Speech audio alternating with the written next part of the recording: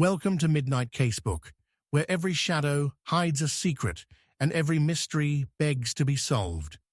Tonight, we unravel the chilling tale of Father Brown. And why did Father Brown lie? A fan-made story paying homage to the brilliance of G.K. Chesterton's legendary detective. We'd love to have you along for this enigmatic journey.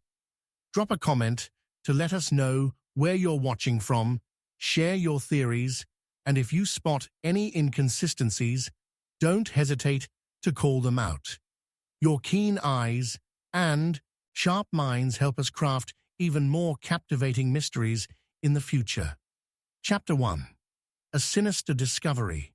The dawn light painted Kembleford in muted shades of gold and grey, the mist clinging to the cobbled streets like a shroud over the secrets of its inhabitants. As villagers began to stir, the quaint facade of the St. Mary's Church loomed ominously against the brooding sky, a silent witness to the calm before the storm that was about to sweep through their lives. Father Brown had only just made his way to the front steps of the church when a piercing scream shattered the peace of the morning. The sound echoed and then fell flat, replaced by an eerie hush. Heart racing, he hurried toward the sound, his mind racing with apprehension. Upon reaching the churchyard, he found Mrs. Beddoes, a well-respected member of the parish, whose teary eyes told him all he needed to know. "Father, it's dreadful," she gasped, clutching her shawl. "What has happened, Mrs. Beddoes?" His voice was steady, though his heart thudded with urgency. "Inside, it's Mr. Pritchard. He's—" Her voice cracked, the weight of her words hanging heavily in the brisk air. Pritchard was not just any parishioner. He was a man of significant influence in Kembleford, known for his geniality and unwavering commitment to the church. Father Brown's brow furrowed. "In the church?" "Yes, but it's locked. Someone must have—" Dismissing her words, Father Brown rushed inside, forcing the heavy oak door with a creak that sounded more like a lament. What he saw threw him back a step.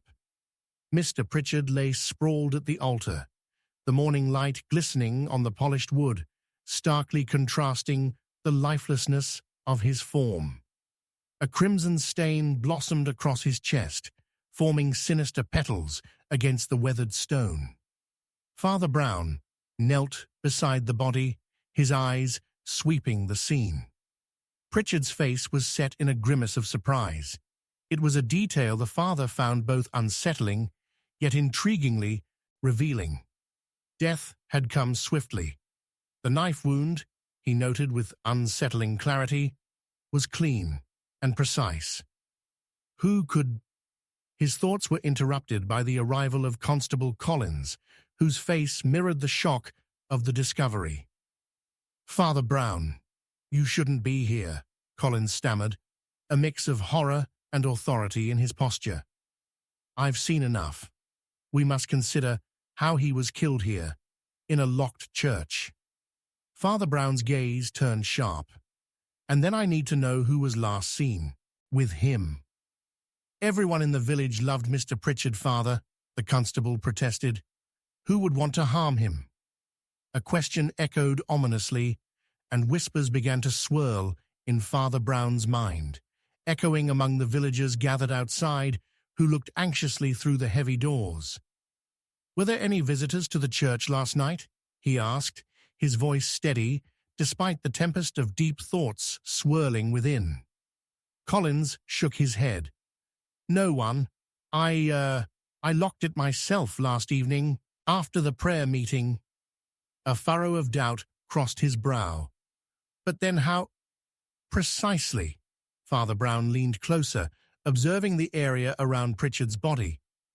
Beside the fallen man lay a small, intricately carved wooden box, its lid ajar. Hesitant, Brown picked it up. revealing a delicate silver cufflink inside, emblossomed with an unusual crest, an owl sitting atop a book. He frowned. An emblem of scholars, perhaps? It is worth investigating. Collins looked confused, scratching the back of his head. What does it have to do with anything, Father? It tells us much about who was near him. Pritchard maintained a penchant for the intellectual. He often mingled with the likes of Lord Pembroke, whose family has a similar crest.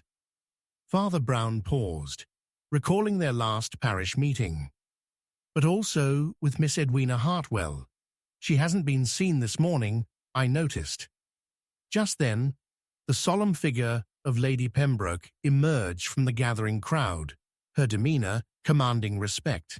Father Brown, I must speak with you, she said, her voice low and tense. Is it true about Mr. Pritchard? Has something— Forgive me, Lady Pembroke, we do not— But before he could finish, she stepped closer, her gaze flicking between the body and the cufflink in Brown's hand. His cufflink, she whispered, fear flashing in her eyes. That should not be here. Father Brown felt the fabric of intrigue wrap around the scene, tightening. The thought of betrayal whispered through the air as Lady Pembroke's gaze hardened. It cannot be. My husband would never— We had our quarrels, but— Yet quarrels can ignite the deadliest of motives. Wouldn't you agree? Father Brown interjected, his tone not accusatory, but thoughtful, searching her expression for truth. For a moment, everything stood still. The air thickened with an unspoken tension. The gathered villagers traded anxious glances, their speculations brewing an organic fear that was palpably rising. A low murmur erupted, pulling Father Brown's focus back to the mysterious cufflink. Who had been near Pritchard last and might have reason for a fierce altercation? The pieces were slowly aligning, yet the truth remained shrouded in darkness. As the sun lifted, silhouetting the figure of the church and illuminating secrets hidden among its shadows, the father felt a sudden rush of foreboding. It was too quiet around them, each villager holding their breath, teetering on the edge of unspoken dread. Suddenly, a sharp clatter echoed, louder than any whisper, a shattering murmur derivative of despair. The church vault, it's open, someone stammered, sending shockwaves across the crowd. What could be in there? Lady Pembroke whispered, her fingers clutching the edge of her shawl, panic etched on her face. Father Brown felt the twisting knot of mystery tighten further. The door to the vault creaked ominously, revealing shadows deeper than mere darkness. And within that vault, treasures of faith mingled with shadows of human. Betrayal awaited discovery, drawing him into a truth he could scarcely fathom. As he turned towards the open door, one thought crystallized in his mind. Everything was about to change. Chapter 2. Whispers in the Shadows. The anguished cries outside the Wheatsheaf pub pierced the stillness of Kembleford like a dagger through mist. Father Brown, still grappling with the grim reality of Mr. Pritchard's murder, turned instinctively toward the source of the tumult. He hurriedly stepped from the churchyard, the heavy door echoing shut behind him, and made his way through the village square, where the early morning fog lingered beneath the glow of the rising sun. As he approached the pub, fierce voices clashed, like swords drawing from their sheaths. "You've always been jealous, Albert. Just because Pritchard was favoured by the vicar, it doesn't give you the right to speak ill of the dead." "Favour? Oh, please. He was a charlatan, a gifter of false hope." The rough voice belonged to a stocky man with grease-stained hands, standing in the shadow of the pub's awning. It was Albert Finch, the village carpenter, known for his blunt opinions and fondness for ale. "Now that he's Gone, maybe we'll see some real changes around here. Father Brown, threading through clusters of villagers watching the escalating argument, caught sight of Timothy Turner, the wiry innkeeper, his brow creased in worry, shuffling at the entrance. You really ought to cease this now, Albert. It's dishonorable to speak thus of the deceased, he urged, glancing warily towards the crowd that had begun to gather. Dishonorable? Dishonor is what you lot paid him in life. He took, and what did we get? Nothing but his blasted cufflinks, Finch shouted, his voice rising above the murmurs of the crowd. Something dangerous flickered in his eyes, battling between anger and something more primal. Father Brown inhaled deeply, deciphering the veiled tensions that seeped beneath the surface of the seemingly quaint village. Pritchard's death had unleashed a storm of grievance that had long simmered beneath the placid exterior of Kembleford. "What cufflinks?" he questioned aloud, stepping closer. Finch turned, startled by the presence of the priest. "The fools still speak of him as if he were a saint. Mr. Pritchard, he was only a man, and a deceitful one at that. The cufflink was one he left behind, a trinket of arrogance. The villagers should be celebrating his departure instead of wallowing in grief." The priest's mind whirred, piecing together connections. "It seems you carry a profound resentment towards Mr. Pritchard, Albert. Yet here we have him murdered. And you were among the last to argue with him, were you not?" Finch hesitated, shifting his weight uncomfortably. "I didn't harm him. All I said was the truth, and no one likes hearing it." A gasp rose from a group of women nearby, casting glittering eyes towards Finch. "Oh, the shame of it," one whispered to another, fanning herself as though the very air had turned hot with scandal. Before Father Brown could probe further, a sharp voice interjected from the periphery. Edwina Hartwell, her demeanor, composed, yet eyes alight with anger. "Shame? You bring shame upon yourself, Finch. Look at you, barking accusations while the man lies cold in his grave. You and your petty grudges, just because he rejected your proposal to join the parish council." At this, Finch's face darkened. "And you'd defend him? He was nothing more than a self-appointed king in this backward village." "Enough!" Father Brown raised his voice, silencing the strife that threatened to drown reason. The weight of the moment hung heavily in the air, thick with suspicions and half-truths.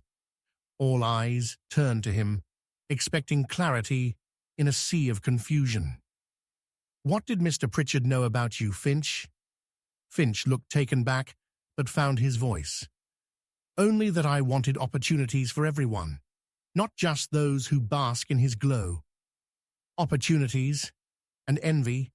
You're saying he rejected you for counsel, and that leaves a man bitter. What else could you stand to lose?" Without answering, Finch exuded an air of retreat, stepping back into the shadows of the wall as the murmurs began to swell once again. The tension was palpable, nearly crackling in the fog-drenched air. "Father, I think we should—" Turner hesitated, looking worriedly between Brown and Finch. "People are starting to stare. It's becoming rather unseemly."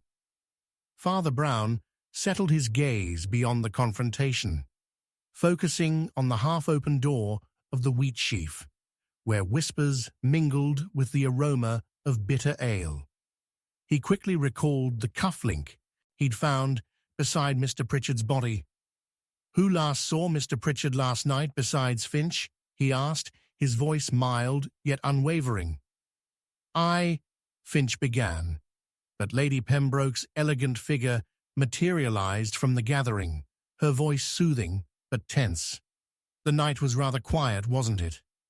I was at home after the meeting." She cast a quick glance at Brown, whose understanding grew deeper. "Then is it fair to say, Lady Pembroke, that your husband had no reason to seek Mr. Pritchard later that evening?" Her lips pursed, and her posture stiffened. Henry had no part in this. It was business, nothing more, and completely devoid of malice. Dread seeped into her tone, something flickering behind the composed facade. "But business can incite malice, Lady Pembroke," Finch intervened, bitterness slicing his words. "Your honourable husband sought what Pritchard had, the respect of Kembleford." "Enough," Father Brown interjected. "Each word becomes another thread in the growing tapestry of mystery before us, and hidden beneath it lies desperation and perhaps guilt." The villagers murmured anew as tension pulsed like a live wire. Father Brown's heart quickened. Something lay beneath those tensions, thick as fog. He had no doubt. The discussion had unearthed issues long festering within Kembleford. Then, a quick flicker of movement caught his eye at the edge of the pub, a shadow darting away, too fleet to recognize. Father Brown's instinct urged him to follow, but not before arching an eyebrow back at Finch and Pembroke, now locked in a simmering contest of wills. "I need to know where your loyalties lie, and whether those you align with have anything more to lose. Secrets often dwell much deeper than surface feuds." As Finch shuffled away, Father Brown felt the rising winds of fate howl through the village. The faintest echo of whispered suspicions had surfaced, under layers of grief, envy, and passion. Darkness coiled tightly, and soon he would pry it loose. The crowd began, filtering back towards the pub, the argument dwindling into wary exchanges and speculative glances. But just as they turned, a horrifying realization gripped Father Brown. He had not seen Edwina depart. Had she slipped away into the depths of shadows, or remained within, seeking another opportunity to weave her own story amidst the chaos?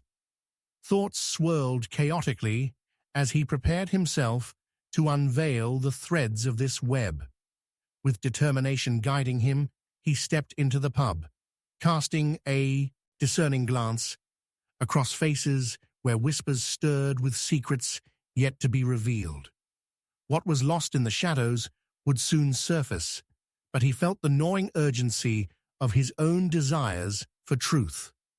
As questions ripened into darker possibilities, it was clear that he was not merely seeking answers.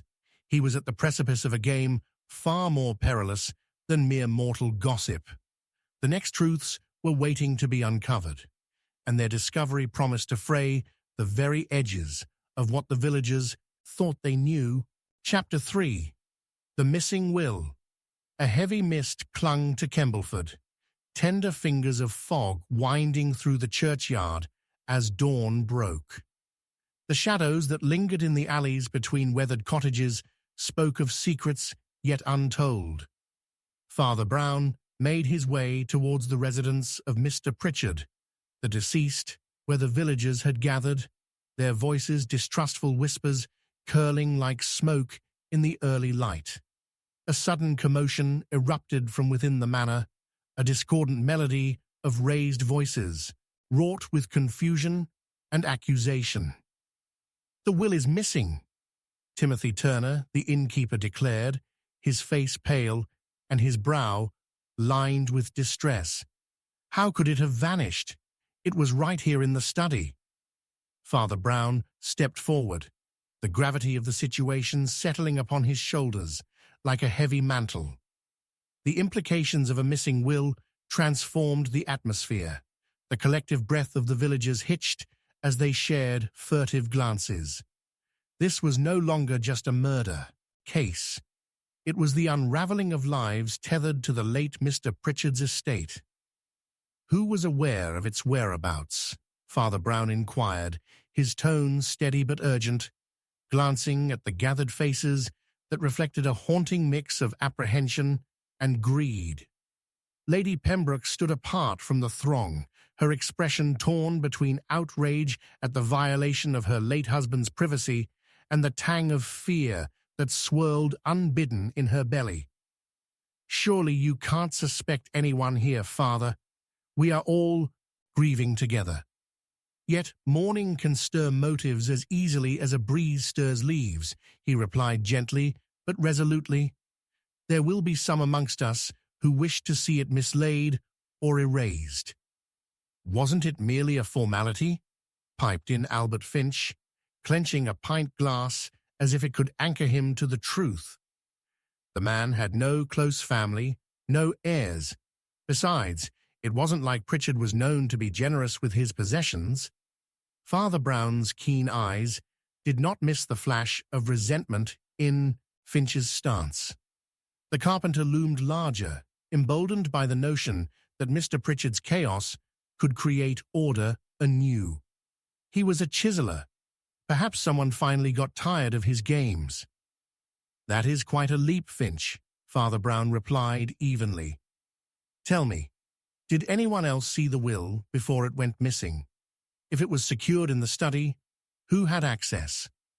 Shadows flickered across Lady Pembroke's face as she took a step forward, her voice trembling slightly.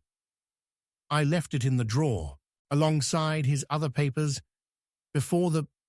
She hesitated, a breath catching as though the very word death was too raw to utter. Murder.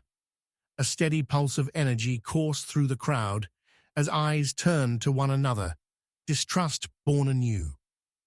Before the murder, Father Brown echoed thoughtfully. And did you see anyone near that drawer recently? Mr. Pritchard mentioned a few meetings before his passing. Timothy's face strained under the weight of his own knowledge as he exchanged a glance with Lady Pembroke.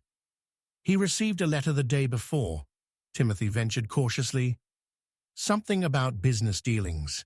That's when he first brought up the idea of a will to ensure his affairs were in order.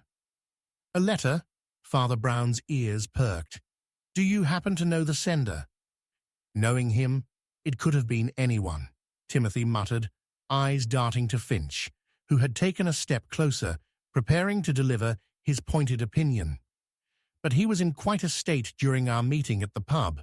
But it was Lady Pembroke's expression, clouded with something darker, that beckoned Father Brown's attention. You clearly are as much in the fold as anyone here, Lady Pembroke. What was it? Did you have input into his will? The tension among the villagers thickened, each face a canvas of private thoughts, unvoiced speculations. It was always Pritchard's belief that one should keep their business separate from personal ties, she retorted, her voice tight. He would have left funds to the church or to the village, you know that about him. Or to someone close, Finch interjected, a smirk creeping upon his lips. Fancy that.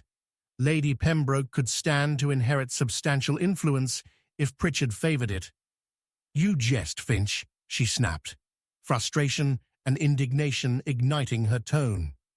The undertow of their bickering rendered Father Brown determined to find clarity beneath the dense fog of conjecture.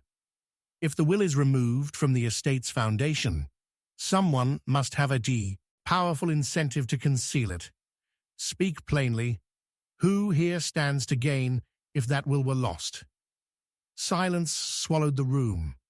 Only the distant toll of a bell breaking through the miasma of suspicion. A fleeting shadow darted past the open doors of the study, drawing Father Brown's attention to a flicker of movement outside, someone just beyond the threshold. Hold on, he urged, crossing the threshold toward the open door where whispers of the unsaid danced just beyond. Yet, as he reached the edge of the manor's staircase, Lady Pembroke squirmed. What are you doing, Father? Are we to accuse one another now? No, my lady, but simply to unravel what lies hidden beneath the simple facade. Just outside by the hedgerow, he caught sight of the figure, Edwina Hartwell clutching something tightly against her chest. The realization hit him with an electric jolt. She had positioned herself to eavesdrop unseen, her body tense, as though the edge of conflict stirred her very bones. "Edwina," Father Brown called, his voice breaking the tension as he confronted her. She turned sharply, as if caught stealing treasures from the night. But the flash of a letter slipped from her hand, fluttering to the ground like a dying leaf, a scrap of parchment that bore the signature of Mr. Pritchard. The lines of ink swirled like mist, beckoning to be read, a remnant of the mystery that enveloped them all. "Father, Edwina began, her fortitude slipping beneath the weight of unworthiness. But the glimmer of the hidden will, bloodied by desecration, invoked a dizzying sense of urgency within Father Brown. What had she unearthed from the depths? He bent to retrieve it, heart racing, as a darker secret unfurled with every moment. "Just what have you got there, Edwina?" As he held the folds of the parchment delicately, echoes of its implications clawed against the heart of the gathering as all eyes turned to him, laden with anticipation for the answers that would shape their futures, and perhaps reveal something far more sinister behind Mr. Pritchard's death. The next chapter loomed like a storm, and Father Brown could feel fate coiling tighter yet. Chapter 4. The Uninvited Guest. A chill ran through the churchyard of Kembleford as Father Brown stepped out into the mist-laden dawn, the damp air heavy with anticipation and the lingering scent of earth. The previous day's events buzzed in his mind. A murder, a missing will, and now a letter in Edwina's hand that hinted at deeper shadows. Yet it was a crack of distant thunder that brought him crashing back to the present, its rumble a portent of the turmoil about to engender. As he made his way toward the villagers gathered outside the manor, a stranger emerged from the obscuring fog. The newcomer's silhouette was imposing, a tall figure cloaked in a long, dark coat that billowed slightly with each brisk stride, seemingly pulled from the very folds of mystery itself. Father Brown felt the air thicken, a sudden unease sprouting like weeds in a well-tended garden. The stranger appeared neither lost nor wandering. Instead, he walked with purpose, headed directly towards the manor, where the atmosphere already brimmed with mistrust. "Who is that?" muttered Timothy Turner, the innkeeper, as Father Brown approached the growing assembly. "He arrived not moments ago without a word," replied Lady Pembroke, her brow furrowed as she tilted her head, observing the man through narrowed eyes. "His very presence sends shivers down my spine." Father Brown's instinctive wariness deepened. Might we have an idea of his intent? Or better yet, a name? The villagers exchanged wary looks, but as the stranger neared, the air of uncertainty clung to them like a shroud. Father Brown stepped forward, raising a brow to draw the stranger's attention. "Good morning to you, sir. What brings you to Kembleford on such a dismal day?" The man produced a thin smile, albeit one that did not quite reach his steely blue eyes. "I am Archibald Feathers, an acquaintance of Mr. Pritchard. I received word of his unfortunate demise, and filled with curiosity and concern, have come to pay my respects." "An acquaintance?" Finch cut in, skepticism laced within his tone. "Since when did Mr. Pritchard play host to unfamiliar faces?" "I suggest you temper your assumptions, Mr. Finch," Father Brown interjected sharply, his gaze shifting rapidly between the stranger and the carpenter. "Let us all refrain from casting unwarranted stones upon an innocent arrival." Lady Pembroke crossed her arms defensively. "If he claims to know Pritchard, then surely he ought to prove it." "Indeed." Father Brown encouraged, a steady curiosity igniting within him. "Mr. Feathers, if you would, A detail or two about your association with Mr. Pritchard might assuage the villagers' suspicions. A tension crackled in the air as the stranger's gaze darted to the gathered faces, then back to Father Brown. It was largely of business. We shared a mutual interest in land investment. Pritchard was reluctant to relinquish opportunities, but sadly, time was not on his side.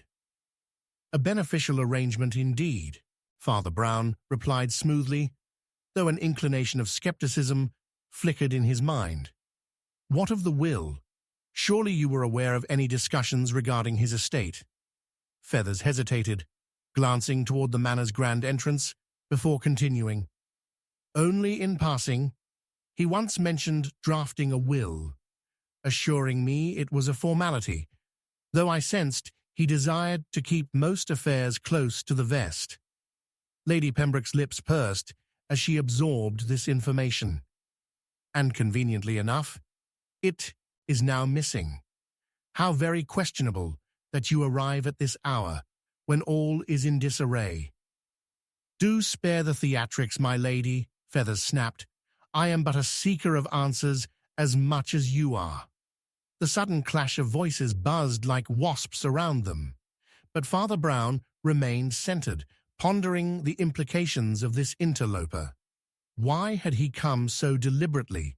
Surely he, of all people, would know better than to step uninvited into the tempest that was Mr. Pritchard's death. Hold a moment, Father Brown said, raising his hand as he saw Finch grasp a shard of the broken glass that lay on the pub's floor just moments before. Are you suggesting that something might link you to Pritchard's death? Am I to be accused based on the weight of conjecture? I hardly think that's fair, Feathers protested, his face reddening. In that moment, the clouds overhead parted, revealing a fleeting sliver of light that struck upon an object at the corner of the churchyard, hidden beneath some damp leaves and bramble. It gleamed faintly, piquing Father Brown's interest. "Excuse me," he murmured, edging away from the thickening contention, while his mind turned about the possibilities that spun like whirling autumn leaves. As he knelt to examine what seemed to be an old silver-plated locket, its age weathered yet enigmatic, he noticed the initials engraved upon it, partly obscured, but discernibly reading E.H. His heart raced as he recalled a singular account connected to Edwina. Hartwell. Edwina, he muttered under his breath, his focus narrowing on the locket as he held it aloft for the gathering to see. A sudden shudder rippled through the crowd, and Finch seemed to act before thought.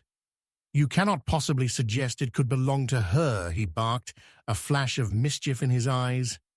"All the more reason to warrant suspicion when placing her amidst this unfolding treachery." "That may be true, but consider this." Father Brown turned toward the impending storm brewing in the heart of the discussion, a nexus peppered with doubt and possibility. If this locket ties back to Edwina, we must ascertain how it found its way here, and who else may have wanted to conceal truths connected to her. He glanced up to see Edwina approaching from the fringes of the crowd, her expression betraying a potent mix of fear and defiance as she faced the gathering. "Father," she called softly, "what have you found?" The weight of her gaze bore into him as realization dawned. "Father." Brown's voice drew the moment taut. "This locket might be the key we seek in unraveling Mr. Pritchard's demise, but we must establish what you know.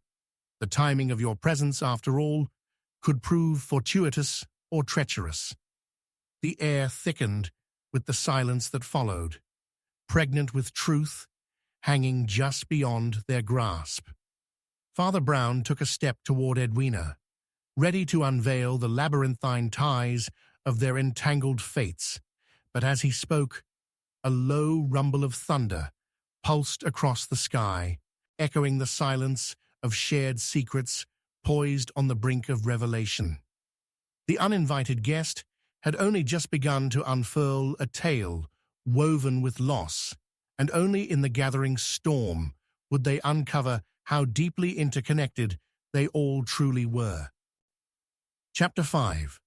Clues Hidden in Plain Sight. A heavy mist blanketed the village of Kembleford, swirling through the narrow streets like a whisper carrying secrets unspoken. Father Brown paused at the heavy oaken door of the manor, its surface damp with the night's chill. He could feel apprehension hanging in the air. The unresolved tension of recent events clung to the walls, echoing his own anticipation. Resolutely, he stepped inside, the creak of the door protesting against the stillness, and he was met by the anxious faces gathered in the drawing room. The atmosphere was electric, thick with unvoiced allegations. "We must take a step back," he called, his voice steady. "We are lost in this web of suspicion, and yet I feel we are close to something vital." He noticed Edwina Hartwell's gaze, darting restlessly, her fingers wringing the folds of her dress, betraying a blend of anxiety and guilt.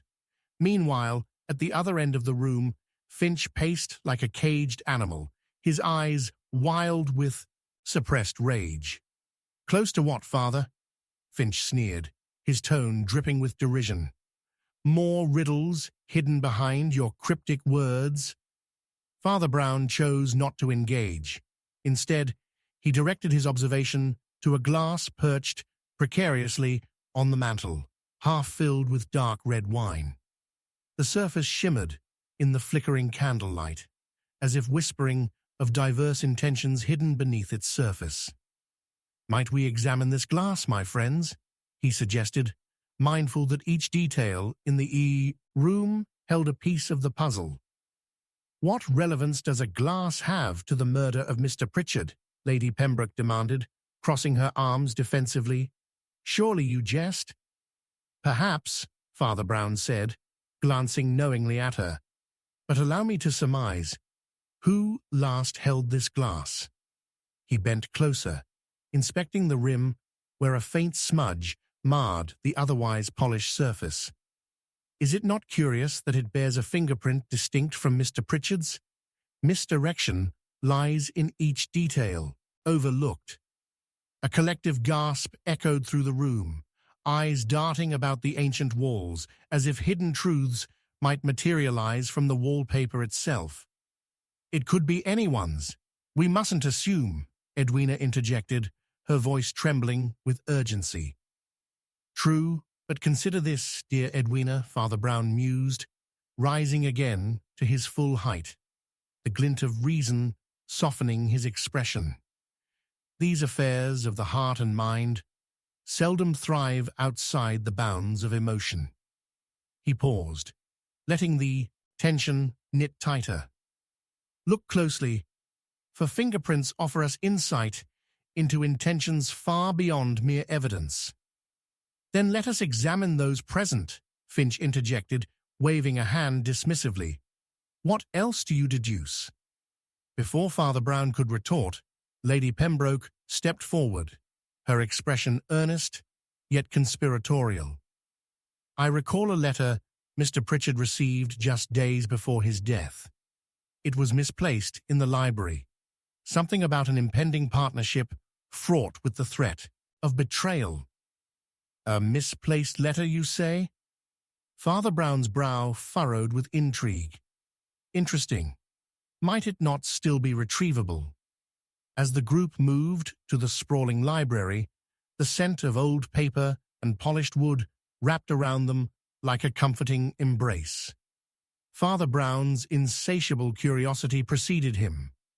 He knelt beside a stack of books, keen to examine each work with the meticulous care of a surgeon. As he shifted the tomes, a folded parchment slipped from a hollow within a larger volume, fluttering to the ground like a taunting spectre. "Look here," he said, unfurling it with fingers that danced delicately across the paper. "It bears the unmistakable hand of Mr. Pritchard."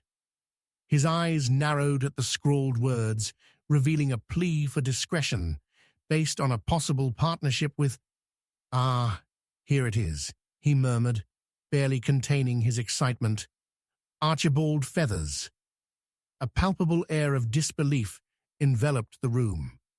Could it be that Mr. Feathers held designs upon the estate? Lady Pembroke asked, her demeanor shifting from disdain to interest. Finch's voice dripped with sarcasm. "Why should we believe any of this? It's merely an old letter." "True," Father Brown conceded, "but a letter can contain a whisper of motive, and here our thoughts weave a tapestry of deception. If Feathers conspired, the motive could reside in monetary gain." He glanced meaningfully at Edwina. "The stakes of loyalty are often steep, are they not?" Edwina paled, her voice trembling as she countered, "I was never linked to Mr. Pritchard's business dealings. He was generous, but there was no entanglement." The facade of innocence began to crack before them, revealing a whirlwind of tumultuous emotion beneath. "Then why, dear lady," Finch challenged, stepping closer, "were you found lurking outside the manor the night of his death?" "Enough!" rang Father Brown's voice, silencing the room with his outburst. "It is time we redirect our focus. Edwina may hold no culpability, but all present may possess specters dancing at the edges of memory." As tensions simmered, his intuition sparked. "Mayhap our answers lie on the other side of this mystery. What if Mr. Pritchard's death was a consequence of intertwining fortunes, a premonition of betrayal?" The gathering erupted with questions and sharp retorts, yet Father Brown remained fathomless in his focus. He recalled the locket discovered earlier, an object unmoored from its purpose. Its presence taunted him, a fragment calling toward clarity. "Do you know of any significant events tied to the initials intertwined upon that locket?" he inquired pointedly, addressing Edwina.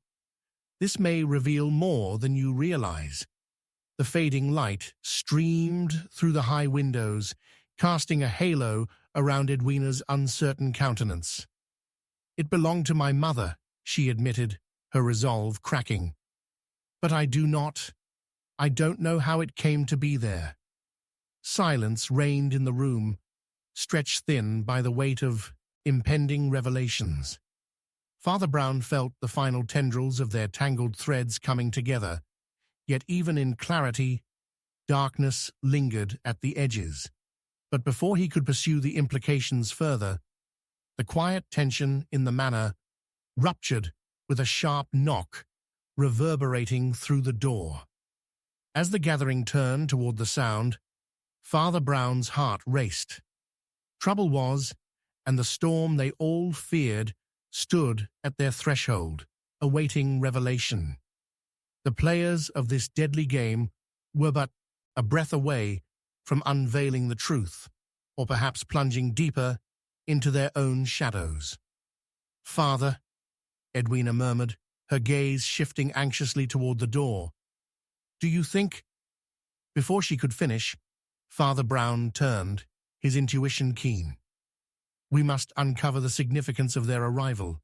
But brace yourselves. Those who hide the deepest truths may yet deceive us further." With that, the door swung open, revealing a figure cloaked in mystery once more, a catalyst for chaos amid the tangled machinations of fate.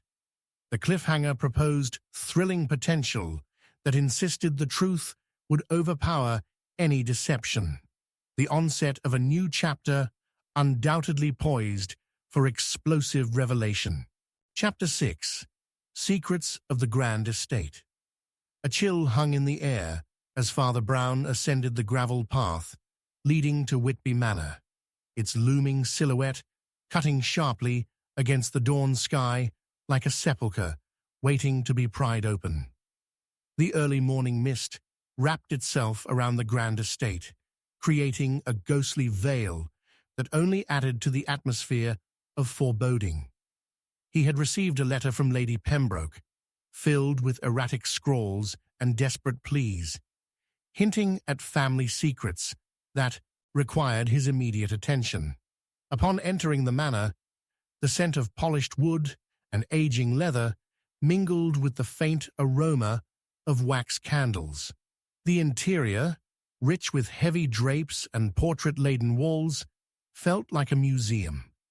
Yet it was the unnerving silence that sent a ripple of unease skirting down Father Brown's spine. He took a moment, lingering in the grand foyer, where the echoes of his footsteps seemed almost sacrilegious in the stillness. Father Brown. A soft voice broke through the muted air, drawing him toward a side room. It was Edwina Hartwell, her face etched with worry, as if shadows had taken residence beneath her eyes. "Thank you for coming so quickly. I fear things are unraveling." "Unraveling indeed, Edwina," he replied, observing the tremble in her hands as she clasped them together. "You mentioned secrets. What lays beneath the polished surface of the Pembroke family?" Her eyes darted anxiously around the quiet corridor. "Lady Pembroke believes there are passages concealed within the estate, tunnels used by members of the family to escape their troubles or perhaps to carry out darker deeds." "Dark deeds?" Father Brown pressed, intrigued. "You speak with conviction, yet veiled in uncertainty. What is it that you fear?" "I overheard a conversation between Finch and Lady Pembroke last week," she murmured, her voice barely above a whisper. "There was talk of Mr. Pritchard, and a partnership that indicated betrayal. They convinced each other it was best to bury his memory, unless what?" Father Brown's focus sharpened as he beckoned her closer into the dim light of the room. "Unless they believed he had something worth exposing," she replied, her voice steadying with the gravity of the revelation. Father Brown's mind raced, weaving together the threads of suspicion that hung between them, knots of tension deepening with each passing moment. If Mr. Pritchard had knowledge of some family secret, it could indeed have made him a target. But let us not forget, motives of fear breed actions in the dark. Edwina looked to the foreboding walls, the atmosphere rich with a plethora of whispers surrounded by a history yet untouched. "Perhaps you should search for the passages she mentioned. In the library, there were books that seemed out of place. Lady Pembroke may have hidden something there." Dismissing an irrational impulse of dread, Father Brown nodded. "Let us investigate." In the library, he noticed the distinct scent of aging paper met with a hint of mustiness thick enough to shroud a suspect's absence. The shelves buckled under the weight of thick tomes, their titles hinting at an era long since past. Edwina hovered, watching as Father Brown's fingers glided over the spines, each one a different world, waiting to be opened. "Look," she pointed toward a section where books stood at odds with the rest, their bindings cracked, as if yanked frequently from their places. He approached the shelf, inspecting an ornate volume that revealed itself to be a family history. As he pored over the pages, an envelope slipped out and tumbled to the floor. "Ah, what do we have here?" Father Brown murmured, leaning to retrieve it. The parchment was yellowed and water-stained, but clearly marked with a delicate script. He opened it, revealing a letter stained with a dark smear, a faint hint of red caught in the flickering candlelight. "What is it, Father?" Edwina pressed, her eyes wide with intrigue. "The handwriting is distinct. One I've seen before," he murmured, his brow furrowing. "It's from Mr. Pritchard, but there is something else. I suspect it contains more than idle chatter. It references a meeting, a final agreement, where the phrase "whispers of the past shall lead to my end" is noted with an urgency that speaks of fear. Fear, Edwina echoed apprehensively. What could cause such a sentiment? Father Brown glanced at her, an unsettling realization dawning. It hints at a knowledge he possessed that could fracture them all. This secret, whatever it was, must hold weight. Her eyebrows knitted with concern. He must have known something worth killing for. Precisely. We need to uncover these hidden passages, for therein lies the truth. He felt a sudden turbulence in his gut. The fabric of the estate echoed with secrets that demanded unearthing. Father Brown moved toward a wall where shadows danced ominously as the sun dipped further, casting elongated silhouettes. If the passages exist, a connection to the estate's past might yield shackles too heavy for a single legacy to bear. Just as he traced along the wall's edge, a sharp creak pierced the silence, causing Father Brown to turn, his instincts honed like a cat's.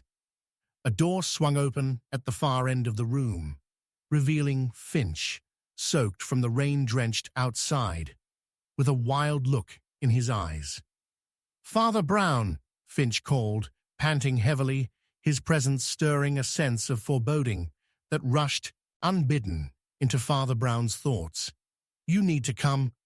There's been another discovery." With bated breath, Edwina and Father Brown shared an electrifying glance before pivoting to Finch, whose gaze darted to the far end of the library. "What is it?" Brown asked, dread creeping between his shoulder blades. "The cellar," Finch said, breathlessly. "You must see what lies beneath." Father Brown felt the weight of destiny poised on a sharp edge as Finch gestured expansively. Each tick of time wound tighter, drawing them toward something perilous or perhaps illuminating. The unraveling of secrets seemed imminent, and deeper shadows beckoned. Each step could lead them closer to the truth or plunge them further into the depths of treachery. "Lead on then," Father Brown urged, a mix of anticipation and dread thrumming in his veins. As the three of them made their way down the narrow stairway into the unknown, the faint echo of whispers filled the air, foretelling the secrets, trapped like ghosts, waiting to emerge from their slumber. Chapter 7. The Confession of a Villager. The soft patter of rain punctuated the air as Father Brown stepped into the village of Kembleford, each droplet a harbinger of revelations yet to unfold. The crisp smell of wet earth mingled with the scent of wood smoke rising from the chimneys of stone cottages. Shadows stretched across the cobblestones, cloaking villagers galumphing about with quotidian routines. Yet beneath the mundane surface, attention trailed in the alleys like a spectre. Father Brown made his way toward the village square, heart racing with the weight of the discoveries yet to come. Word had spread like wildfire about Mr. Pritchard's unceremonious death, and though many had opinions, few held substance. A quickening of pace led him to the tavern, a favorite haunt of locals, and a treasure trove of gossip, where the benevolent glow of lanterns offered warmth from the encroaching chill. Inside, the clatter of mugs and the rich aroma of ale filled the atmosphere, vibrant but underwritten by an ominous hum. He spotted Farmer Carter, seated near the hearth, his countenance a tapestry of worry, fibered with secrets too long, suffocated beneath the rural calm. The man glanced furtively about, his stiff frame betraying the ease that ale typically bestowed. "Father Brown," he started, his voice cracking like dry twigs underfoot. I need to speak with you. It's about the night Pritchard died." "The night is where truths often slumber, Mr. Carter," Father Brown replied, hunching closer, his tone encouraging, guiding. "What is it that troubles you?" Carter ran a trembling hand over his grizzled beard, eyes shifting toward the door as if seeking a sign that they were indeed alone. "I've seen things, Father, things that rattle the bones, if I'm to be frank." He leaned closer, lowering his voice to a whisper that was unstable yet urgent. "I saw Mr. Pritchard with a stranger, a shadowy figure, just outside the manor, the night before he was found." "Interesting," Father Brown noted, curiosity piqued. "And what did this figure resemble, Mr. Carter? Was there anything about him that stood out?" "A dark, cloaked fellow. Hard to make out his face, but he held himself like a man with a knife hidden in his heart." Carter shuddered, the pressure of his confession weighing heavily. They looked engaged in a heated discussion. It was reckless, I will say. At one point, the fellow raised his hand to Pritchard, but I was too far to hear the words shared. The wheels in Father Brown's mind began turning. "And why, pray tell, did you not come forward sooner with this knowledge?" Carter swallowed hard, the corners of his mouth twisting in a grimace. "I feared what it might mean. Suffering might follow." Sweat beaded on Father Brown's brow as he leaned back, mulling over the implications of this revelation. Shadows danced along the tavern walls, and the ambience turned heavier, laden with dread, rather than levity. "What say you about your own dealings? With Mr. Pritchard, was there discord between you two?" Carter flinched, but steadied himself, fixating on the ever-burning hearth. He was a good landlord, but there were whispers about the land, about debts. A man can be favored, but still jilted, Father. "Indeed, Mr. Carter," Father Brown murmured, the gears of deduction clicking as stalks of information intertwined. "The very nature of loyalty can warp when mired in monetary obligations." Father Brown's sharp gaze struck Carter, who looked increasingly restless. "You fear this dark figure may return to exact punishment, do you not?" The priest's tone was steady, imbued with an understanding that reaffirmed their shared humanity. "Aye," Carter sighed, slumping his shoulders in defeat. "And I say what I know could unleash forces beyond comprehension." Before Father Brown could prod further, the raucous laughter of pub-goers burst through the tavern's stillness like a storm. Yet the intrusion did little to quell the air thickening with tension. The farmer's terror spread through the dimly lit alcove, igniting the priest's own alarm. "Do you remember anything more about this man?" Father Brown probed. "Any particular details?" "His cloak, dark as a raven's wing, but something glimmered within the folds. I was too far to decipher it. Just the glint of metal caught the moonlight." Carter's eyes darted nervously, as if the shadows cast were watchers, each more ominous than the last. Tentatively, Father Brown recalled the enigmatic locket found earlier.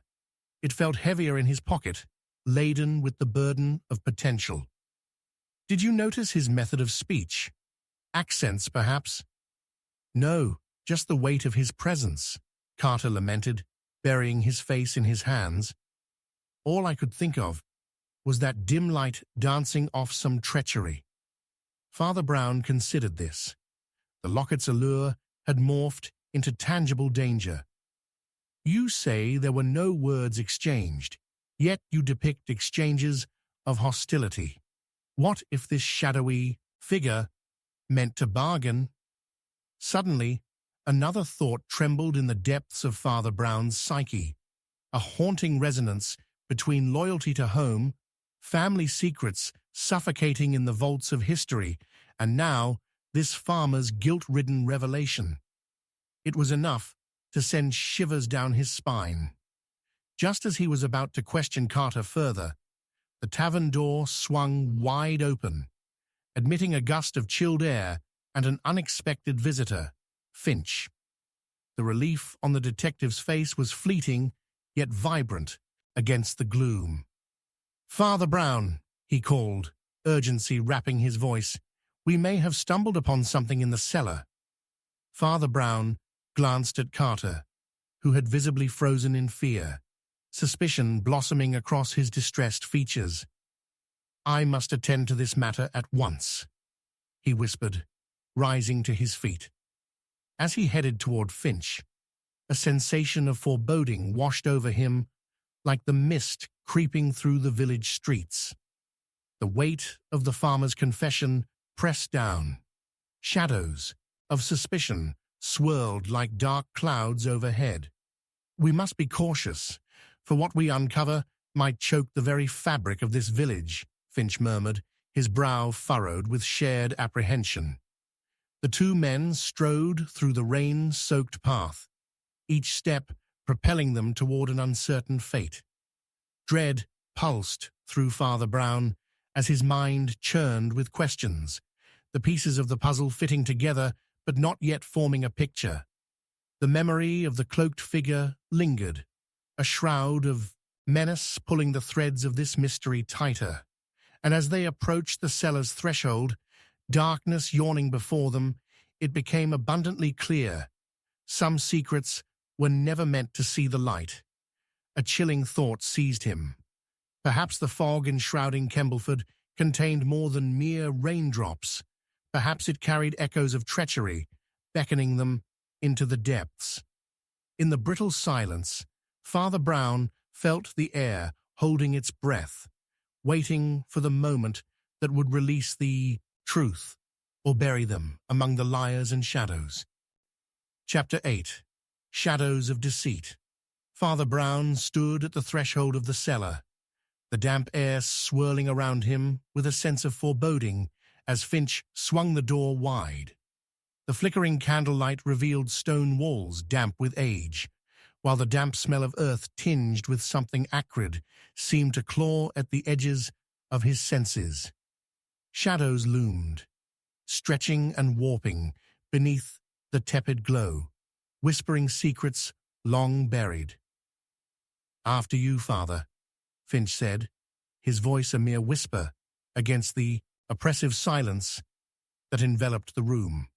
With a slight nod, Father Brown descended, an unexpected weight pressing upon his chest. Just as he set foot on the warped wooden floor, the sound of a distant thud echoed ominously, reverberating through the dark recesses. It was a sound that could belong to either fate's call or desperation's plea.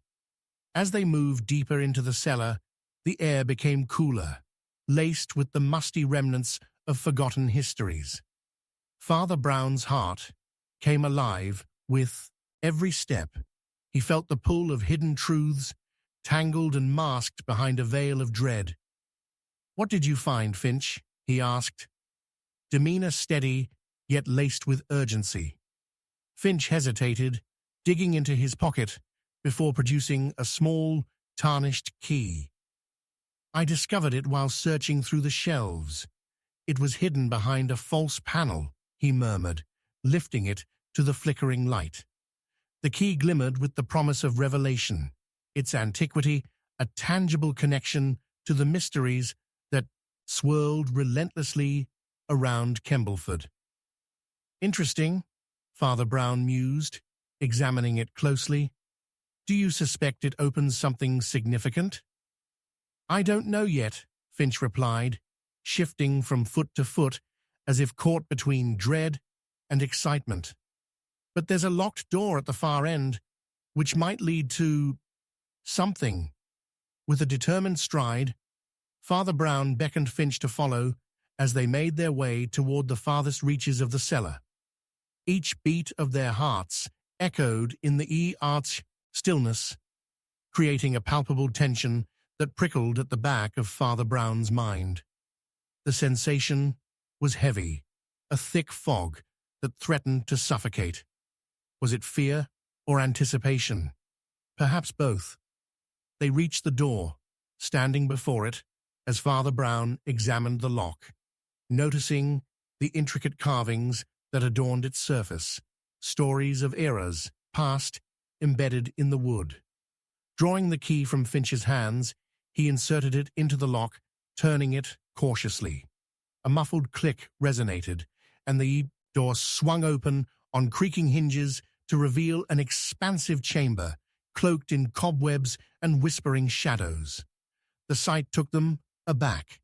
In the center, numerous crates were stacked haphazardly, dust motes swirling in the air as the candlelight flickered. Father Brown stepped tentatively into the room, his instinctual caution tempered by thirst for understanding.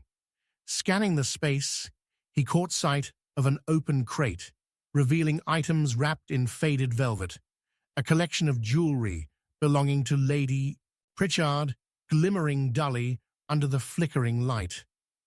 Lady Pritchard's belongings, Finch remarked, brows knitting in concern. But why would they be hidden here?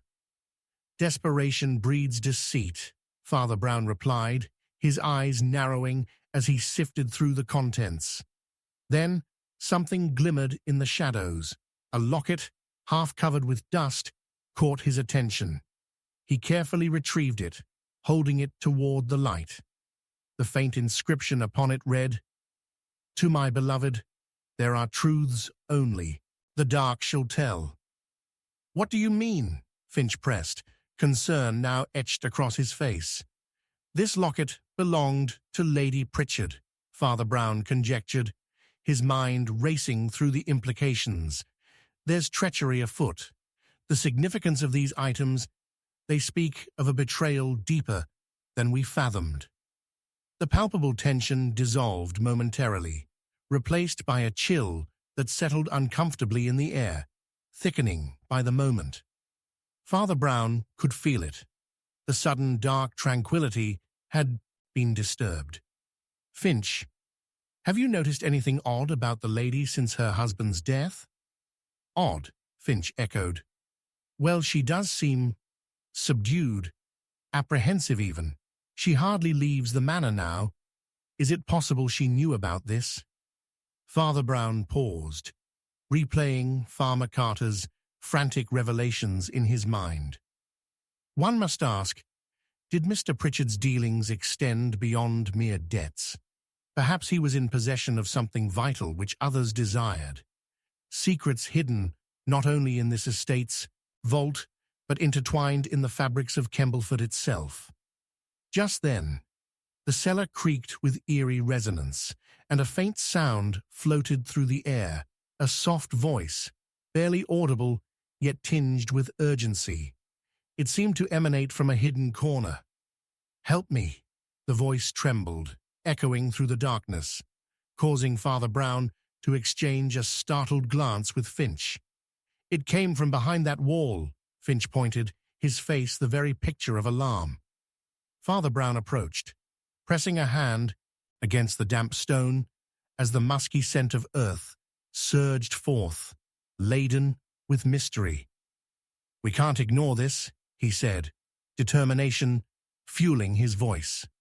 Growing closer, he saw a nearly imperceptible crack in the wall near the crates. "Finch, a crowbar would suffice. We must pry this open." They retrieved a tool from the storage, and with every exertion, the stone creaked and settled until finally, with a final heave, the section gave way with a shattering clamor, revealing a narrow passageway, cloaked in darkness. "Hello? Is anyone there?" Father Brown called, heart pounding with urgency. With each passing moment, hope and fear mingled, creating an anxious brew within him. A silhouette emerged, hesitant yet determined. "Father Brown," gasped a familiar voice, emerging from the passage, a face he neither expected nor trusted.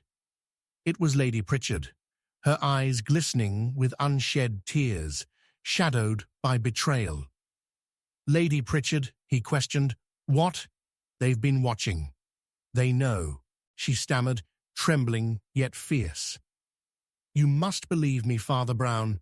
Betrayal runs deeper than Mr. Pritchard's death." As recognition dawned, so did a chilling certainty. Trust was a brittle thread in a world wrapped tightly in deceit. Before he could inquire further, however, the cellar door slammed shut behind them, enveloping them in darkness. A rush of adrenaline flooded Father Brown's senses as he realized they were not alone. The shadows were alive with malice and deceit, ready to engulf them all. In this dance of shadows, secrets awaited validation, but the elusive truth was still shrouded, teasing them from just out of reach. The echoes of the past and the present intertwined, and as the darkness surged, Father Brown knew every revelation beckoned another, drawing them closer to peril and promise in equal measure, hell-bent on unmasking the hidden treachery within the very heart of Kembleford. Chapter 9. The Final Trap. The tavern was alive with a dull hum of curiosity and suspicion. As Father Brown stood at its center, the gathered villagers, shrouded in shadows, yet punctuated by shafts of candlelight flickering from the bar.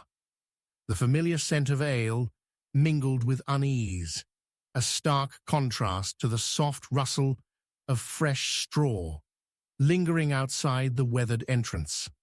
Father Brown, though a man of the cloth, knew the heavy weight of life could rest upon the shoulders of any who dared admit to their roles in the tangled web they were poised to confront.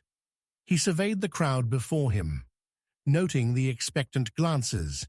Wives whispered to husbands, and friends exchanged furtive looks, as though the pub itself might draw breath, soon to exhale the truth. "Ladies and gentlemen of Kembleford," he began, steadying his voice to pierce through the murmurs. "We stand at a precipice today, a juncture where paranoia meets revelation and betrayal unfurls its cruel tendrils. Get on with it." "Father!" a voice called out, thick with impatience, belonging to Carter, the farmer whose heavy secrets had set this calamity in motion. The tavern fell silent, all eyes now focused intently on the priest. The sense of danger pulsated in the air. It was no longer simply a matter of a murder, but rather the question of a community's faith in one another. As the final vestiges of evening light began to seep away, Father Brown felt a shiver uncoil down his spine. Earlier that day, he had uncovered a checkered past, a note hidden among Lady Pritchard's belongings, encrypted in haste but laden with meaning. The truth lies with the locket.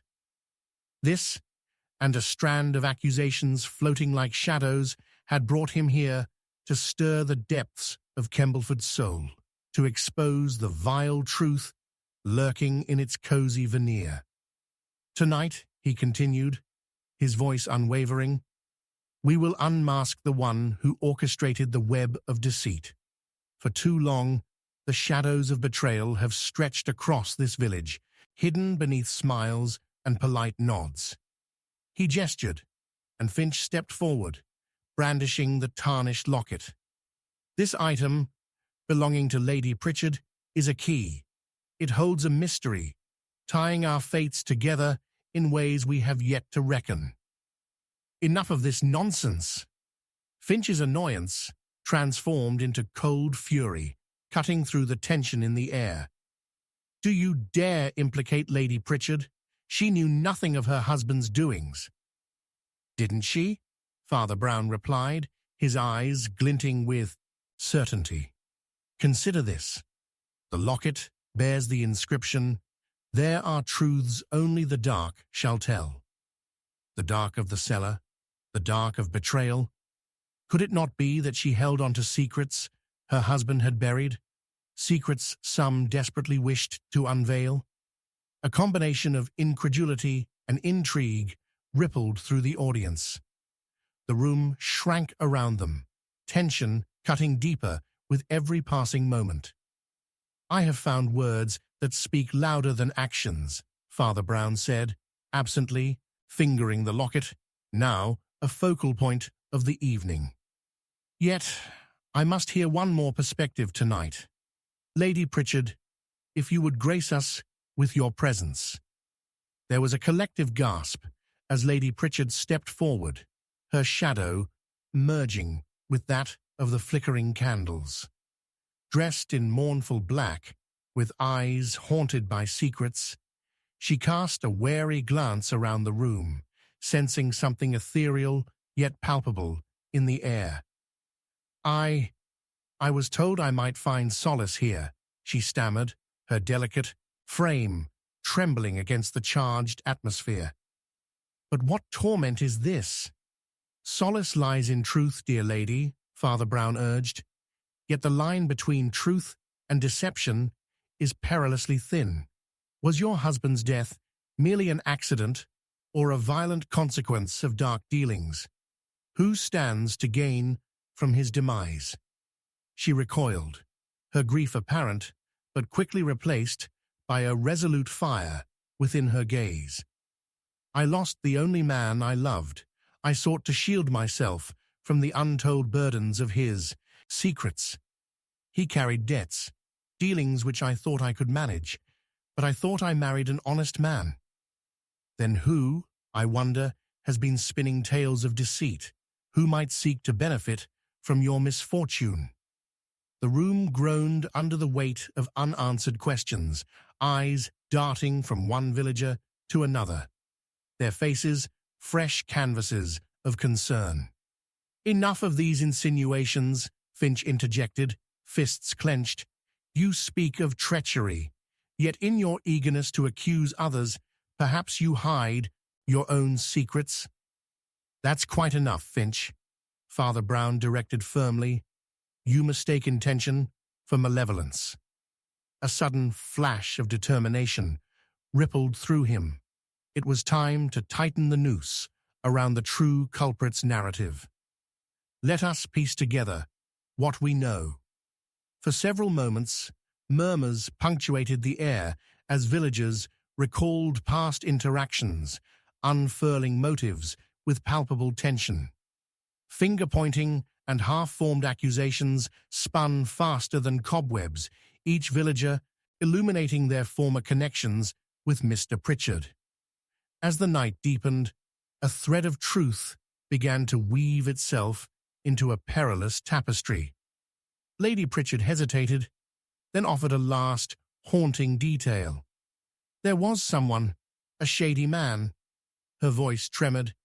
He approached Robert often, whispering strange things about family legacies and debts owed to the dark.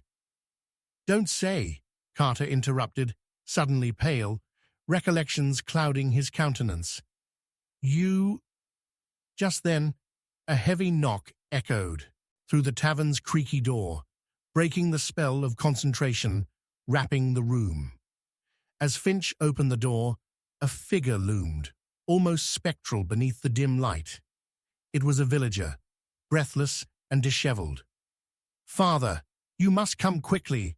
There's been another incident." The tavern gasped in unison as they absorbed the dread vibrating through the atmosphere. Father Brown's mind raced, instinctively knowing the danger had not waned, but thickened with the darkest threads. "We shall not delay. Gather your strength, my friends. The entanglements of this mystery are not yet unraveled, but they shall surely lead us deeper still." Just as he turned to follow the villager out into the swirling mist, one final glance back revealed something unmistakable, a flash of guilt written on Finch's face. The air thickened, carrying nothing but a heavy silence and the promise of more revelations to come. Whatever lay ahead, Father Brown felt certain of this. The final trap was laid, but the true nature of the hunter and the hunted remained cloaked in shadows, poised to unveil itself in a single haunting moment. Chapter 10. Father Brown's Revelation.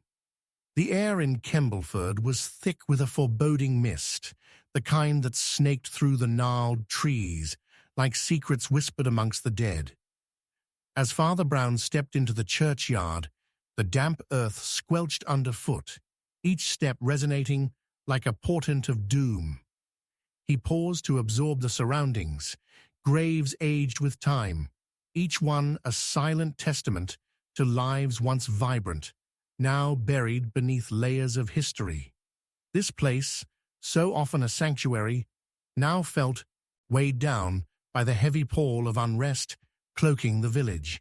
His hands folded beneath the sleeves of his priestly robe, he recalled that jagged conversation in the tavern, an assemblage of suspicion and accusation that had seared through the evening.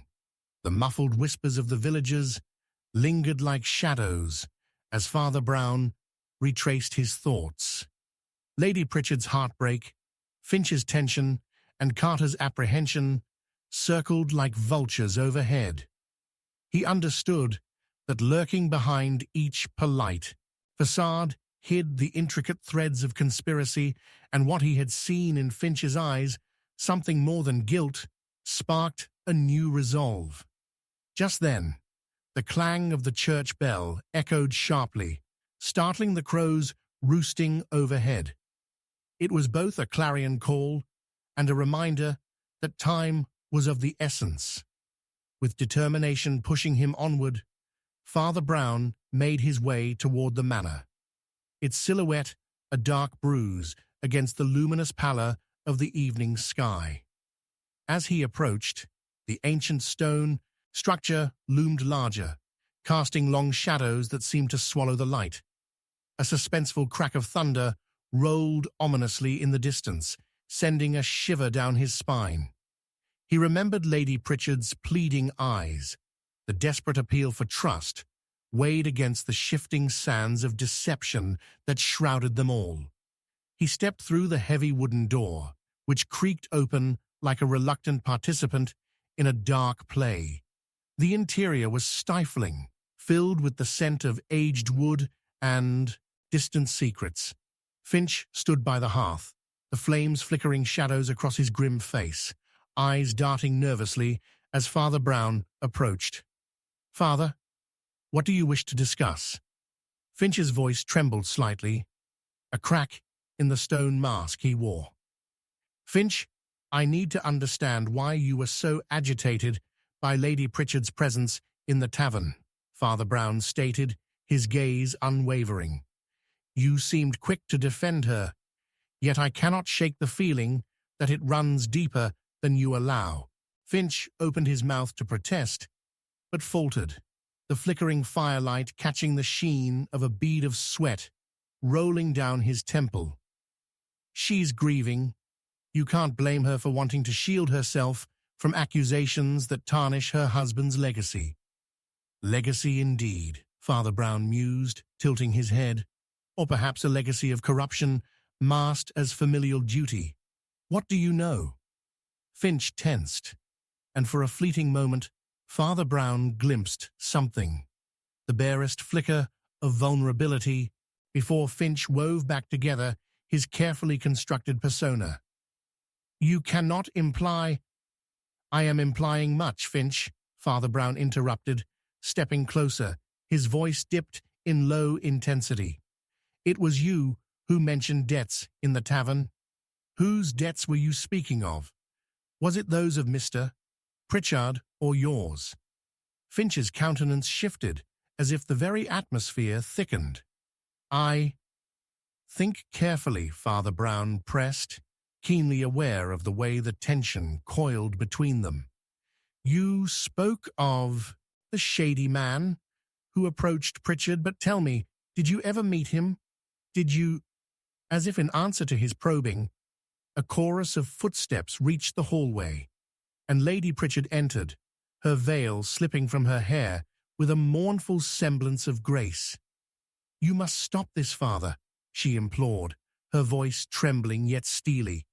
"These accusations are unfounded. My husband's death was cruelly surprised. It is we who are victims of fate, not traitors." Father Brown observed her closely, searching for signs that only truth could unveil. "No one is calling you a traitor, Lady Pritchard. But I need clarity. Secrets can be corrosive.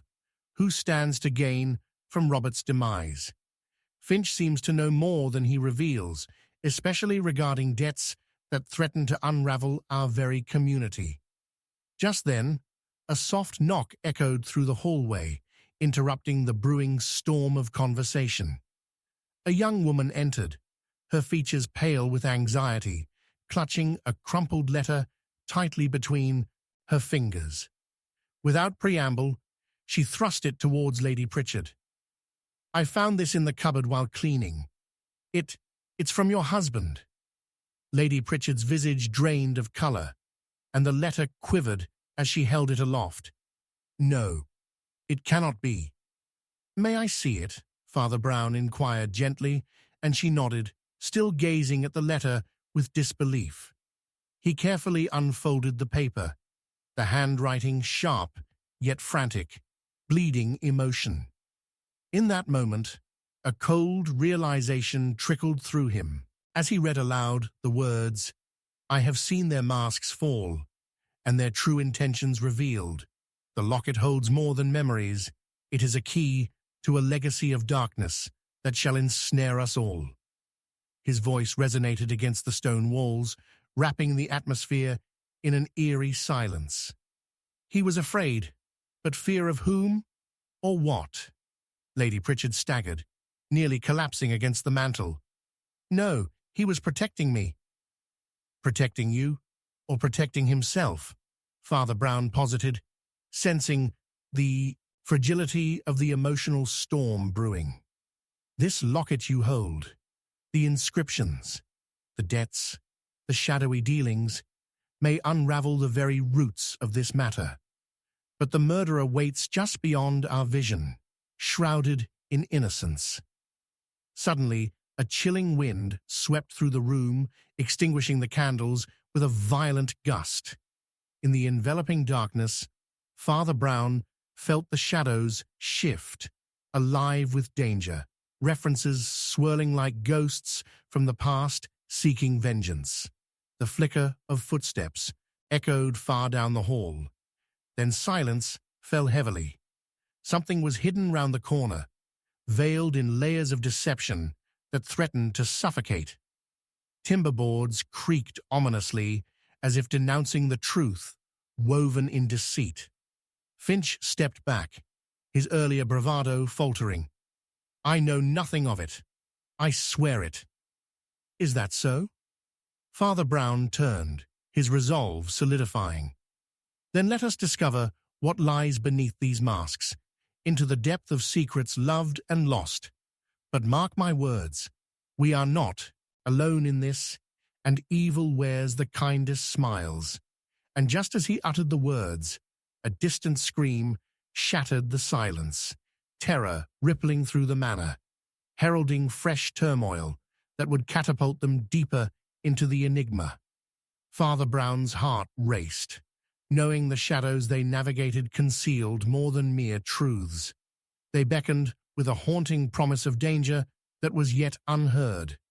The hunter's game was afoot, and in this dance of life and death, someone would soon emerge from anonymity, clutching vengeance tightly to their heart. Chapter 11. The Ultimate Deception. The atmosphere in Kembleford was stifling, heavy with the dampness of a lingering mist that coiled around the narrow streets and twisted alleyways. Father Brown stood at the entrance of the manor, heart pounding in sync with the cries still echoing off the stone walls. The scream had been unlike any he had heard before, a fracture of despair that resonated with the guilty whispers of the past. He took a deep breath, steeling himself for the truth that awaited him. Inside, the flickering candlelight danced upon the walls, casting ominous shadows that seemed to stretch and twist, eager to conceal the secrets lurking within. Finch hovered near the hearth, his visage pale and drawn, while Lady Pritchard remained at the mantel, clutching the crumpled letter to her chest, as if it were a shield against the unraveling world around her. Father Brown approached, his gaze sharpened by the grave sense of urgency. He needed to cut through the tension like a knife, through the thick veil of fog outside. "Finch, you heard that scream?" Father Brown prompted, his voice calm yet probing. "What do you know about it?" "Nothing, it was just—" Finch stammered, his breath hitching in his throat. "An accident, perhaps? Or a cruel jest?" He averted his eyes, flinching under Father Brown's scrutiny. "A jest would require humor, Finch," Father Brown replied, moving closer. "And fear is no laughter. Lady Pritchard, you must tell us if you recognize anything in that letter you hold." With a shake of her head, Lady Pritchard faltered, her resolve stripped away by desperation. "It speaks of legacies, dark legacies. But if Robert was speaking of debts, he must also have known something dreadful lay ahead. Something that might implicate those nearby," Father Brown pressed, his mind racing through the possibilities. "You said he was acting strangely, paranoid even." Yes, she replied, her voice trembling. "He was plagued by his fears of shadows lurking in the corners of his family history. I never believed—" "Of course not," Finch cut in, voice strained. "He was a good man, even if he was involved with—" "Even if he was involved with whom?" Father Brown interrupted, diverting his attention toward Finch.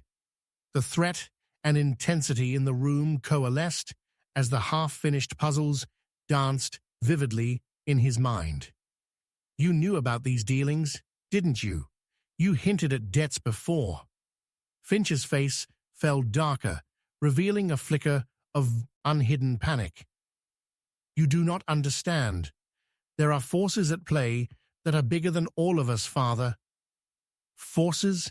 Father Brown echoed, his mind collating the scattered pieces of the sinister picture that lay before him. "And what does that entail? Trusting your judgment over the life of a man."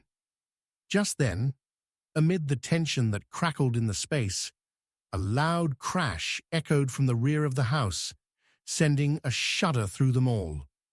Father Brown looked toward the darkness, leading to the back of the manor, heart quickening.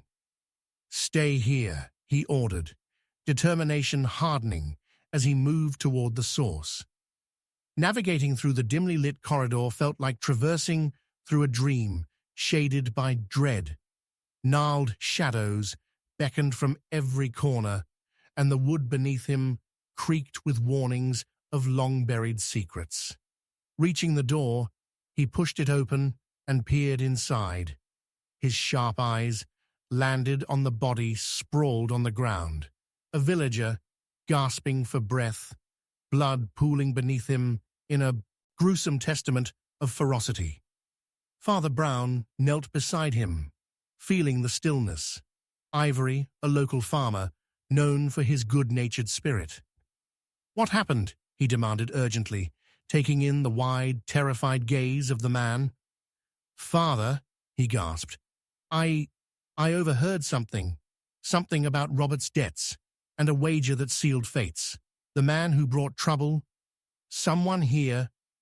His words broke off into a choked silence.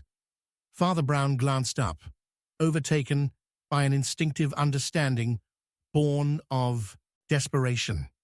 A dark realization hardened within him as he recalled the details swirling like mist in his thoughts. "Tell me." "The locket," he pressed, shaking the man gently. "The locket and the dealings. Who stands to gain?" Ivory's eyes flickered with recognition. Then suddenly, dread washed over his face as he went limp. The ember of life had extinguished before Father Brown's observant gaze, leaving behind a cold arrangement of blood and fate. He stood abruptly, his mind racing. He needed the truth before darkness consumed more innocent lives. Rushing back to the unsettling fervor of the hearth, he found Finch and Lady Pritchard in hushed disarray. We must gather the villagers, he commanded with authority. Something far more sinister is unraveling, where the stakes are life and death. Betrayal waits in the guise of familiarity.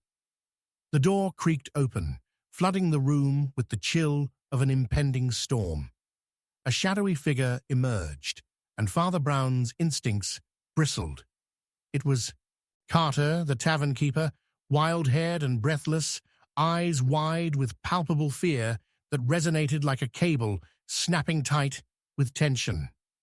"Father, I heard screaming. I sensed something amiss." "Indeed," Father Brown replied, the pieces beginning to coalesce harmoniously in his mind. "And what of the shady man Lady Pritchard mentioned? It seems we have more to uncover than mere suspicions." Carter stepped back, his features clouded with guilt. "That's just it. I know who he is. I worked for him. Was it for the debts? In Kembleford, nothing is but what it seems," Father Brown declared, locking his sharp gaze onto Finch. "And your role in concealing this deception might reveal more than you are ready to confront." Before another word could escape, a clap of thunder rolled through the clouds, filling the room with a menacing rumble, shaking foundations. The lamp flickered dangerously, plunging them into semi-darkness. But amidst the chaos, Father Brown's gaze shot to the letter, still clutched in Lady Pritchard's hands, a revelation dawning upon him. "And the locket," he repeated, louder, focusing once again on the key that held the tangled past. "Where is it? For it may prove our salvation or our doom. You must find it before time runs out." In the darkness, fear felt tangible, thickening the air around them. And as Father Brown stood at the precipice of revelation, a final echo of unease pierced through it all. Someone was watching, someone who held the ultimate power, the puppet master of this grim game. The deception unraveling before him whispered of truth yet untold, and in that very moment he knew they were running out of time. As the storm raged outside, its fury mirrored the chaos within, and the hunt was on, but all paths led back to the locket, a small symbol of the legacy that had turned deadly. Each truth unveiled promised more peril, and Father Brown's resolve sharpened into something ironclad. The ultimate deception would soon be laid bare, and he would see it through to the end. Chapter 12. The Unveiling of Truth. The flickering candlelight yielded to the encroaching darkness as Father Brown stood at the threshold, his eyes darting across the shadows that quivered in response to the gusts of the storm outside.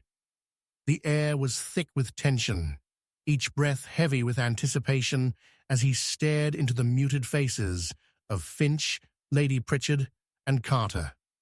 Their expressions mirrored the chaos consuming the manor, a reflection of the storm both inside and out, chaotic, wild, and screaming for resolution.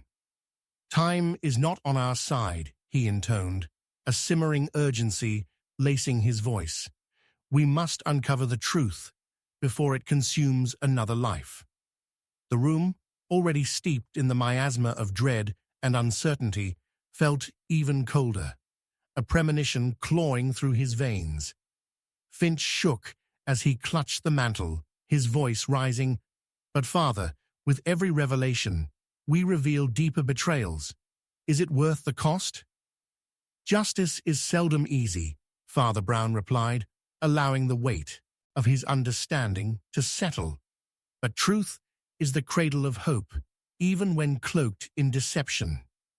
Lady Pritchard's eyes were glassy with fear, clutching her letter to her chest like a talisman. "They say the past is dead, but it walks among us, a spectre that consumes those who refuse to honor the truth." "Then let us bring that spectre to light," Father Brown urged. "We must find the locket. It may hold the key not just to Robert's legacy, but to our very lives. As Finch fidgeted and cast furtive glances, an echo rattled through the manor, a chilling reminder of the chaos outside. "A wager sealed fates," Carter whispered, his voice hoarse, breaking their mounting tension. "I heard whispers of a bet that changed the tide." Robert was in deep with someone dangerous, a man of debts, of games. "Who is this man?" Father Brown demanded, his sharp eyes narrowing. "And what part do you play, Finch?" I merely acted as an intermediary," Finch stammered, his facade crumbling to reveal his inner turmoil.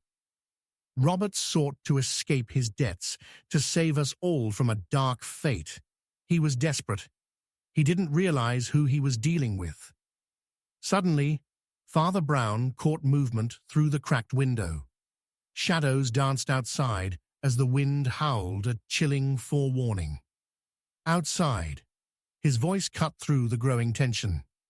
"We need to investigate. Perhaps the answers lie with those lurking in the veil of night. Lady Pritchard, you stay here with Carter." "Why me?" she protested, trembling. "Because you have a role to play. One I cannot yet discern," he replied, returning her gaze with unwavering resolve. "I shall return shortly." He stepped outside, the mist-enveloped village creeping into his bones. The cobbled streets glistened under the sporadic flashes of lightning, illuminating the fine drizzle of rain that dampened the air.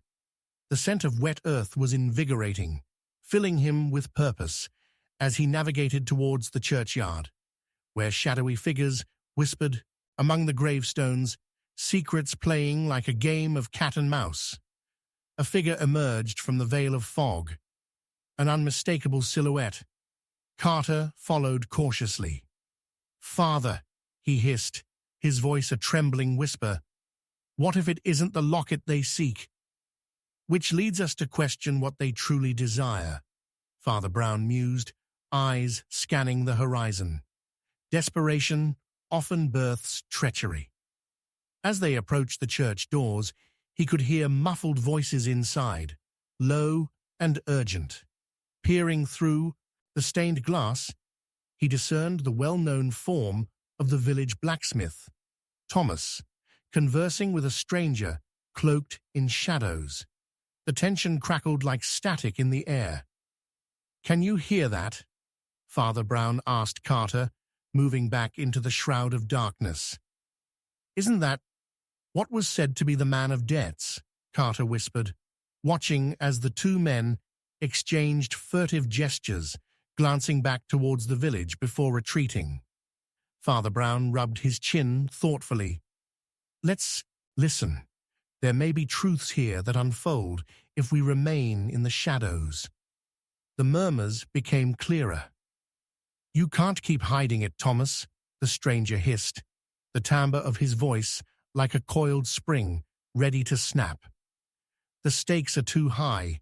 If they find out—" "What if she discovers the truth?" Thomas interrupted, fear seeping through his bravado. "We'll both be damned." Father Brown, piecing the fragments of fear and loyalty together, laughed softly to himself. Hidden motives danced around him like ink spills upon parchment. "The locket connects all these threads," he mused to Carter before emerging from their concealment. "Gentlemen," both men snapped around, shock washing over their faces. "Father Brown, what are you doing here?" "I was eavesdropping, as one does when seeking the truth." He stepped forward, the electrifying tension in the air palpable. "It appears matters have reached a critical juncture." Both men exchanged glances, filled with dread, but Thomas unexpectedly straightened. "I'm not afraid of you, Father. What you don't understand, this is a game of survival. What happened to Robert was inextricably linked to his choices," Father Brown pieced together, "linked to debts that may lead to a shrouded figure, Perhaps the very man you wagered against. You wish to protect yourself and Lady Pritchard? Yes, Thomas admitted, the resolve in his voice faltering. She doesn't know. Doesn't know what? Father Brown pressed, sensing the rich threads of deception unraveling around them. Just then, a spark of recognition ignited the air. A ghostly silhouette emerged from the mist, holding a familiar object. I believe I have found this, the figure called with an air of authority. A cold chill swept through Father Brown as he recognized the glint of the locket dangling ominously from the figure's finger. Who are you to wield such power? Father Brown summoned his courage as the clouds erupted above, revealing the newcomer's face, just as his knees threatened to buckle beneath him. The truth was unveiled, but the depth of the impending betrayal remained cloaked in shadows, beckoning darkness that was yet to be unleashed. The locket hung suspended in the air, a token both of legacy and doom, a revelation that promised to shatter the fragile trust within this world. As the figure stepped into the flickering light, the words danced on Father Brown's lips. No, it can't be. In that instant, the storm raged around them, echoes of the past, roaring to life, and the stakes of this deadly game threatened to topple the realm of Kembleford into chaos anew. The resolution loomed just beyond reach, and the haunting promise of vengeance surged into the night.